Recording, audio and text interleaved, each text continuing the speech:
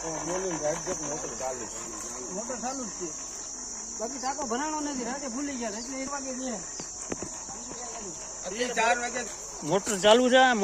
Motor આ ચાલુ છે અત્યારે. તમે અવાજ સાંભળે તો તમે જોવો. અને આ પાણીના ટીપાઈ ચાલુ છે. એ કે સ્ટાર્ટર બળી ગયું ને ઓલું બળી ગયું. અત્યારે તો આ એમને મોટર કેમ ચાલુ થાય? અત્યારે આ તમે જોઈ લો, પાણીના ટીપાઈ પડે. આલ્યો જો, આ મોટર ચાલુ હોય તો જ પડે ને. આલ્યો સમીરભાઈ જોવો તમે, આ તમે જોઈ લો, તમારી નજર સામે. હાલો હું બોલીને ખોટું બોલતો, આ તો તમારી નજર સામે દાખલા. અત્યારે આ મોટર ચાલુ. આ કયો વિસ્તાર છે ને ક્યાં પાણી નથી આવતું? કયો વોર્ડ છે? બગસરા આવસ મેઘાણી આવસ સર્કિટ હાઉસ સામે વોર્ડ નંબર 4.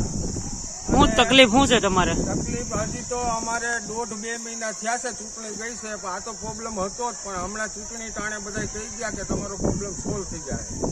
હવે બોડી નથી બેઠી તો અમને પાણી દેવાનું નથી. એનો એવો કયો નિયમ કહેવાય? અને બીજા નંબરની અંદર અહીંયા જેટલા રહેશે 350 માણસ, બધાય મજૂર માણસ છે. સવારે 8:30 પોણા 9 પાણી આવે તો એને દાડી 500-300 રૂપિયા મૂકી અને પાણી હાટે રહેવાનું. તો હવે આ કઈ રીતે અમારે મેળ આવે? નગરપાલિકા જાય તો એમ કે છે કે અમારી હજી બોડી નથી બેઠી. હવે બોડીની રાત, બોડી તો વરસથી પછી બે હતા. અમારે ખાવાનું બંધ કરી દેવાનું, નાવા ધોવાનું બંધ કરી દેવાનું, દાડી બંધ કરી દેવાનું.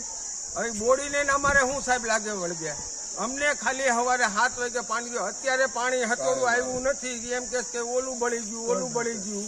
અમે આ પત્રકાર સમીરભાઈને બોલાવ્યા, એને જોયું બધું, અને મોટરે ચાલુ છે અને કોઈ વસ્તુ બળી નથી. ને અત્યારે મોટર ટાંકો ભરવા જોઈએ. હવે અત્યારે આખા આવસના 300 થી 400 માણસ કોઈ દાડીએ નથી.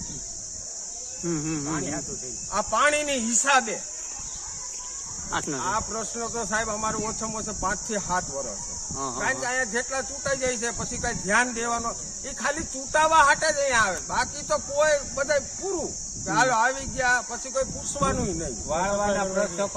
ત્રણ અહીંયા વાળવા વાળા મૂક્યા છે. સરકારીમાં ચોપડે જડાવી લેવાનું. હુડકોના 3 છે ને આવસના 3 છે. અહીંયા કોઈ વાળવા આવ્યું હોય એવો એક જણો ખાલી કહી દે કે અહીંયા વાળવા આવ્યા હતા, એવો કોઈ રેકોર્ડ નથી. બોલે છે.